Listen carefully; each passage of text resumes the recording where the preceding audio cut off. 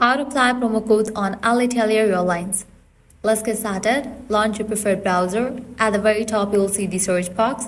Over there, type in alitalia.com and then search for it. With that, you'll be directed to the official website of it. Once you're on the official website, at the top right, you'll see the option of login. Click on that, provide your credentials and log into your account. Once logged in, you can book a flight. Select whether you want round trip, multi-city or one-way. Then select the departure and the destination airport. Then select the travel dates. Select the cabin class and the passenger number. Once you provide all the details for the flight, you can search for the flight. With that, available flight options will appear. Click on the one that you want to book and go through the booking process. While you're in the booking process, you'll find this option after you want to add promo codes. You have to click on that.